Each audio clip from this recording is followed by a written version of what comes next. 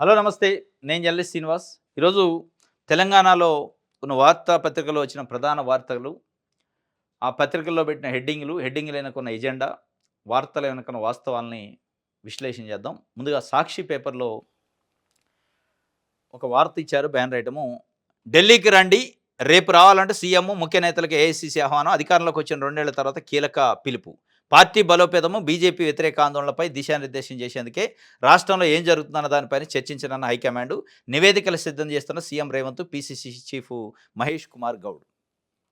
Congress party అధిష్టానం రాష్ట్రంలో అధికారంలో ఉన్న రేవంత్ రెడ్డి ప్రభుత్వం సంబంధించిన మంత్రుల్ని, ముఖ్యమంత్రిని, ఇంకా కాంగ్రెస్ పార్టీ ముఖ్య నాయకులని ఢిల్లీకి రండి అని పిలిచింది. రేపు 19థ్ రోజు సమావేశం ఉందట. మల్లికార్జున ఖర్గే మల్లికార్జున ఏఐసీసీ అధ్యక్షుడు మరియు ఏఐసీసీలోని ముఖ్య నాయకులు కొంతమంది వీళ్ళతోని సమావేశం అవుతారట. మొత్తం క్యాబినెట్‌ని పిలిచారు. క్యాబినెట్‌తో పాటు ముఖ్య నాయకులు. ఇప్పుడు తెలంగాణలో జరుగుతున్న చర్చ దాదాపు 2.5 సంవత్సరాలైంది అధికారంలోకి వచ్చి కాంగ్రెస్ పార్టీ. ఆ అధికారంలోకి వచ్చి 2.5 సంవత్సరాలు అయిన తర్వాత ఢిల్లీలో ఉన్న కాంగ్రెస్ పెద్దలు అసలు ఇక్కడ ఏం జరుగుతుంది? ఎన్నికల ముందు మనం ఏం హామీలు ఇచ్చినాం? ఆ హామీలకు సంబంధించిన అమలు ఎక్కడుంది? కాంగ్రెస్ పార్టీలో ఉన్న అంతర్గత కుమ్ములాట్ల పరిస్థితి ఏంటి?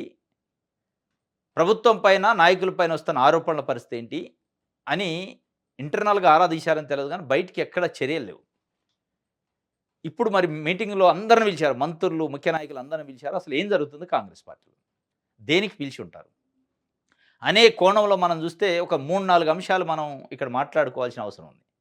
తెలంగాణ ప్రజల కోణంలో చూస్తే పార్టీలు, రాజకీయాల కోణంగా తెలంగాణ ప్రజల కోణంలో చూస్తే 2023 నవంబర్ 30 నాడు జరిగిన ఎన్నికల్లో కాంగ్రెస్ పార్టీ ఇచ్చిన హామీలను నమ్మి ప్రజలు ఓట్లేస్తే ప్రజాపాలన వస్తదనుకోని ఓట్లేస్తే ఏ పాలన అందిస్తున్నారు?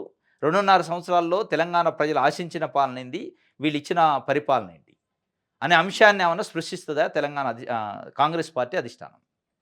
వాళ్ళిచ్చిన 6 గ్యారంటీలు 6 గ్యారంటీల కోసం తుక్కుగూడలో ఒక పెద్ద బహిరంగ సభ పెట్టి రాహుల్ గాంధీ, సోనియా గాంధీ, కాంగ్రెస్ పార్టీ అగ్రనాయకులంతా అక్కడ కూర్చున్నారు. మాట్లాడారు. ఆ మాటలు అప్పుడే అది 6 గ్యారంటీలు ఓపెన్ అయినాయి. దాంట్లో మహిళలకు ఇచ్చిన 2500 స్కీము, నిరుద్యోగులకు సంబంధించి ఉద్యోగ క్యాలెండరు, రైతులకి రైతు రుణమాఫీ 2,00,000 లోపు ఇటువంటి అనేక అంశాలున్నాయి.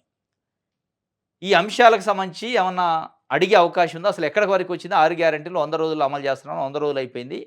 ఏం జరుగుతుంది అని అడుగుతదా? అని తెలంగాణ ప్రజలు కోరుకుంటున్నారు. తెలంగాణ ప్రజల నుంచి వస్తున్న ప్రశ్న ఏంటంటే ఢిల్లీలో తెలంగాణ గురించే మాట్లాడితే రాజకీయాలు కాకుండా ప్రజల కోసం మాట్లాడే మాట అయితే, మా రైతు రుణమాఫీ పరిస్థితి ఏంటి? మాకిస్తానన్న నిరుద్యోగులకు ఇస్తానన్న ఉద్యోగ క్యాలెండర్ పరిస్థితి ఏంది? 1 ఇయర్‌లో 2,00,000 ఉద్యోగాలు ఏమైనాయి? బీసీలకు 42% స్థానిక సంస్థల్లో ఇస్తానన్న రిజర్వేషన్ల పరిస్థితి ఏంటి? మహిళలకు ఇస్తానన్న 2,500 పరిస్థితి ఏంటి? పెన్షన్లు 2,000 నుంచి 4,000కు పెంచుతానన్నారు. వాటి పరిస్థితి ఏందని తెలంగాణ సమాజం ప్రశ్నిస్తుంది. ఇది ప్రజలు కోరుకున్నది. ఈ చర్చ జరగాల. నిజంగా జరిగిద్దా? లేదా వాళ్ళ పార్టీ గురించి, పార్టీలో జరుగుతున్న అంతర్గత కుమ్ములాట్ల గురించి జరిగిద్దా? అనేది ఈ చర్చ. తెలంగాణలో ఉన్న సామాన్య ప్రజలు మాట్లాడుకునేది వాళ్ళ రైతు రుణమాఫీ గురించి, వాళ్ళకి రావాల్సిన ఉద్యోగాల గురించి, వాళ్ళకి రావాల్సిన సబ్సిడీల గురించి, వాళ్ళకి రావాల్సిన రైతు భరోసా గురించి, వీటి గురించి మాట్లాడాలి. లేదు కాంగ్రెస్ పార్టీ యాంగిల్‌లోనే మాట్లాడే మాట అయితే, కాంగ్రెస్ పార్టీలో ఏంటి కుమ్ములాట? జీవన్ రెడ్డి లాంటోళ్ళు, సరితా తిరుపతి యాదవ్ లాంటోళ్ళు, ఇంకా చాలా వాళ్ళు ఎగ్జాంపుల్‌కి బయట చెప్పుకుంటున్నాం గానీ, ఇంకా చాలామంది కాంగ్రెస్ పార్టీ జెండా మోసిన కార్యకర్తలు నలిగిపోతున్న పరిస్థితి ఉంది ఈరోజు. వలస కాంగ్రెస్, అసలు కాంగ్రెస్ మధ్యలో నలిగిపోతున్న కాంగ్రెస్ పార్టీ కార్యకర్త, సామాన్య కార్యకర్తను ఏమన్నా మాట్లాడతారా? ఆలోచిస్తారా వాళ్ళ గురించి కాంగ్రెస్ పార్టీ అధిష్టానం? కోమటిరెడ్డి రాజగోపాల్ రెడ్డి, జీవన్ రెడ్డి లాంటోళ్ళు బయటకొచ్చి బాహాటంగా మాట్లాడుతున్నారు. సరే వాళ్ళకి ఒక్కొక్కళ్ళకి ఒక ఎజెండా ఉండొచ్చు. వాళ్ళ పదవుల ఎజెండా ఉండొచ్చు. కానీ సామాన్య కార్యకర్తల ఎజెండా వాళ్ళని పట్టించుకోవట్లేదు. వాళ్ళని అసలు ఈ ప్రభుత్వం మన అధికార పార్టీ మన ప్రభుత్వం ఉందని ఎక్కడ ఉపశమనం లేదని వాళ్ళు బాధపడుతున్నారు. వాళ్ళ గురించి ఏమన్నా పార్టీ అధిష్టానం మాట్లాడిద్దా? వీటన్నిటికంటే ముఖ్యం కాంగ్రెస్ పార్టీ అంటే ఇట్లే ఉంటది. కాంగ్రెస్ పార్టీ అంటే కుమ్ములాటలుంటాయి అనే ఒక చర్చ తెలంగాణ రాష్ట్రంలో ప్రజల్లో జరుగుతుంది. ఆ చర్చను పోగొట్టే కార్యక్రమం ఉంది. ఒకళ్ళ పైన ఒకళ్ళ కామెంట్లు, నైని బొగ్గు బ్లాక్ కాడ నుంచి మొదలుపెడితే ఇంకా అనేక అంశాలలో ఇటువంటివి జరుగుతున్నాయి. ఆంధ్రజ్యోతి ఎండీ ఏబీఎన్ రాధాకృష్ణ గారింటికెళ్ళి ముఖ్యమంత్రి రేవంత్ రెడ్డి తెలంగాణ ముఖ్యమంత్రి హోదాలో బొకే ఇచ్చి శాలువా కప్పి వచ్చిండు. కప్పి వచ్చిన తర్వాత ఒక 20, 30 రోజులలోనే అదే 'ఆంధ్రజ్యోతి'లో ఒక పెద్ద కాలమ్ రాసిండు ఆయన కొత్త పలుకులో. నైని బొగ్గు బ్లాకులు డైరెక్ట్‌గా తెలంగాణ ఉప ముఖ్యమంత్రి బట్టి విక్రమార్కని దాంట్లో ఆయన పైన ఆరోపణలు, అభియోగాలు మొత్తం ఆయన మీదనే నెట్టేసిండు.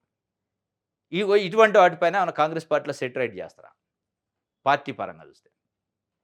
అనేది ఇప్పుడు తెలంగాణ సమాజం పార్టీ పరమో, రాజకీయ పరమైన చర్చ కంటే ప్రజల సమస్యని, ప్రజల కోణంలో ఆయన అడుగుతారా? బీసీలు కూడా ఎదురు చూస్తున్నారు. కాంగ్రెస్ పార్టీ అధిష్టానం ఏం చెప్పిద్ది అని చెప్పి. రాహుల్ గాంధీ పదే పదే చెప్తుంటారు. బీసీలకి కులగణన చేస్తాం, కులగణన చేసి ఎవరెంతో వాళ్ళకి పంచుతాం అని. ఆ పంపకం లేదు పోయింది. వీటన్నిటికంటే ఇంకో ముఖ్యమైన చాలా కీలకమైన పాయింట్ ఏంటంటే పార్టీ ఫిరాయింపుల పైన కాంగ్రెస్ పార్టీ జాతీయ స్థాయిలో పోరాటం చేస్తుంది, వ్యతిరేకిస్తుంది. ఇక్కడ జరుగుతున్న పార్టీ ఫిరాయింపులు నిన్న మొన్న జరిగిన మున్సిపల్ చైర్మన్‌లు, వైస్ చైర్మన్‌లు, మేయర్‌లు, డిప్యూటీ చైర్మన్‌ల ఎన్నికలో కాంగ్రెస్ పార్టీ వ్యవహరించిన తీరుపైనే ఏమైనా చర్చ జరిగిందా? ఇటువంటి వాటిపైన జరిగితే ప్రజాస్వామ్యయుతంగా పార్టీ నిజంగానే ప్రజల కోసం మాట్లాడుతున్నటువంటిది. లేదు ఇక మీ పైన చెడు పేరు వస్తుంది సరి చేసుకోండి. ఇవి ప్రతి పార్టీ చెప్పిద్ది.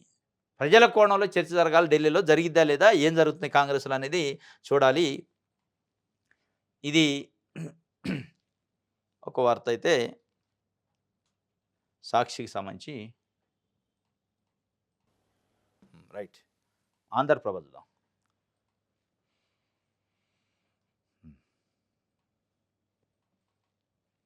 తెలంగాణ హీరో కేసీఆర్ ఎరా తెలంగాణ జాతిపిత ఆయనే ఘనంగా పుట్టినరోజు వేడుకలు ఎర్రవెల్లి ఫామ్ హౌస్‌లో అభిమానుల సందడి.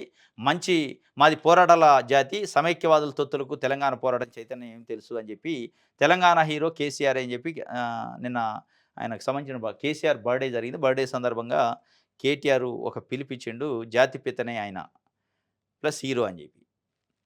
దానికి సంబంధించిన ఒక వార్త ఇచ్చింది. హ్మ్.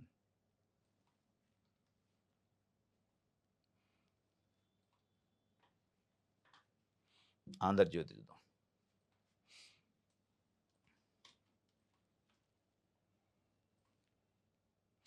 రైట్.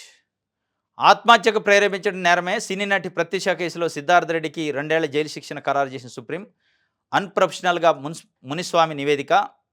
విషం కొనుగోలు ముమ్మాటికి తప్పే. సిద్ధార్థ్ రెడ్డి 4 వారాలు లొంగిపోవాలి. హైకోర్టు తీర్పును సమర్థించిన సుప్రీంకోర్టు. ఐబొమ్మ రవికి కూడా నిన్న బెయిల్ మంజూరైంది. 2 సైమల్టేనియస్‌గా జరిగిన కేసులు. ప్రత్యూష 2002 ఫిబ్రవరి ఇదే నెలలో జరిగింది. ప్రత్యూష ఆత్మహత్యకు సంబంధించి అది ఆత్మహత్య చాలా సుదీర్ఘమైన విచారణ జరిగింది. ట్రయల్ కోర్టు, దాని తర్వాత హైకోర్టు, దాని తర్వాత సుప్రీంకోర్టు. 2022లో ఆత్మహత్యకు ప్రేరేపించి ఆత్మహత్య చేసుకున్నట్టు చేసిన సిద్ధార్థ రెడ్డి పైన అభియోగాలొచ్చి, ఆరోపణలొచ్చి కేసు నమోదైతే 2002లో 2026 వరకు ఆయనకి ఇంకా శిక్ష ఖరారు కాలే. 4 వారాల్లో లొంగిపోఉంది. ఈ 4 వారాల్లో రివ్యూ కూడా ఏసుకోవచ్చు సుప్రీంకోర్టు పిటిషన్ పైన. ఆర్డర్ పైన. అంటే మన జ్యుడిషియరీలో అంటే మన వ్యవస్థలో జరుగుతున్న లోపం ఏ స్థాయిలో ఉందనేది దీనిపైన అర్థమవుతుంది. ఇప్పుడు మనం సిద్ధార్థ రెడ్డికి సంబంధించి, ప్రత్యూషకు సంబంధించి కేసు చూస్తే ఎప్పుడో 2002లో జరిగిన ఒక ఘటనకు సంబంధించి ఏసిన శిక్ష ఎంత సుప్రీంకోర్టు, హైకోర్టు అంటే 2.5 సంవత్సరాలే. ట్రయల్ కోర్టు 5 సంవత్సరాలు ఇస్తే దాన్ని తగ్గించమని హైకోర్టుకు పోతే, హైకోర్టు 2.5 సంవత్సరాలు తగ్గించి 2.5 సంవత్సరాలు దాంట్లో మినహాయింపు ఇచ్చింది 5 ఏళ్లలో. ఆ 2.5 కూడా నాకు తీసేయండి అని ఆయన సుప్రీంకోర్టుకు పోతే, ఇప్పుడు ఆ 2.5 సంవత్సరాలు మీరు శిక్ష అనుభవించాల్సిందని సుప్రీంకోర్టు చెప్పింది. ఒక 2.5 సంవత్సరాల శిక్ష కోసం 22 సంవత్సరాల పాటు మన వ్యవస్థలో ఉన్న కోర్టులు ఇన్వెస్టిగేషన్ విచారణ చేయాల్సిన పరిస్థితి వచ్చింది. అసలు ఇది న్యాయం జరిగినట్టా? అన్యాయం జరిగినట్టా? న్యాయం ఎవరికి జరిగినట్టు? అన్యాయం ఎవరికి జరిగినట్టు? నిజంగా అక్యూజ్డ్ 22 సంవత్సరాల పాటు బయట స్వేచ్ఛగా తిరిగే అవకాశం మన వ్యవస్థలో వచ్చింది.